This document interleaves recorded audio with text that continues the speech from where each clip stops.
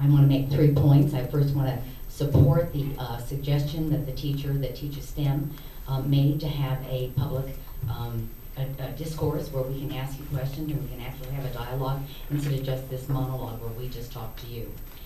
The second item I'd like to say is that I request that this board make a recommendation to the state high schools to return to the previous year's U.S. history curriculum, since the new APUSH gives high school content and testing for free college credit, reducing college degree costs, which incentivizes this class that is not worthy to be titled U.S. history, but is about racial division, teaching racial division. Instead, this advanced placement takes a clear anti-American stand that repels archived historical principles, battles, individuals, groups, events, agreements, legislation, critical details, and established fact.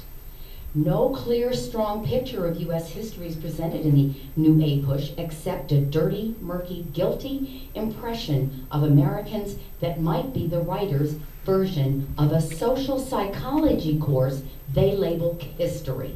The American founding principles that were fought at great sacrifice for thousands of years prior to and incorporated in 1776 and 1787 of the establishment of English common law, not city, civil, or Roman law where an elite will rule over the masses, that continues to support our nation are absent in this APUSH.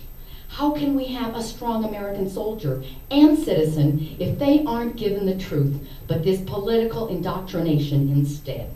Because the APUSH classes are taught by teachers in the public high school system on school property and in its buildings, all of which is paid primarily at the property owner's tax expense, not only for those who will attend college, but to those that may not actually go on to college, since college is a future event for them. The state school board has the authority of recommending to the high schools that what is best and what it deems unworthy or harmful curriculum, as you so well did, and importantly did in April, recommending against PARCC testing.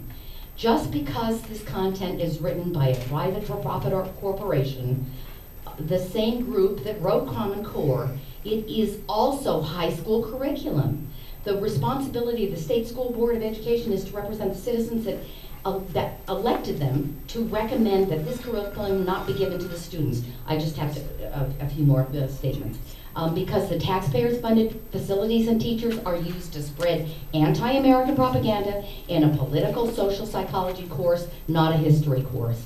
Their high school graduation and free college course credit requires to test for the regurgitation of the political opinions of the political writers who financially gain and whose political parties benefit. This is conditioning, channeling thought, and voter registration and not critical thinking, which is what the purpose of education should be.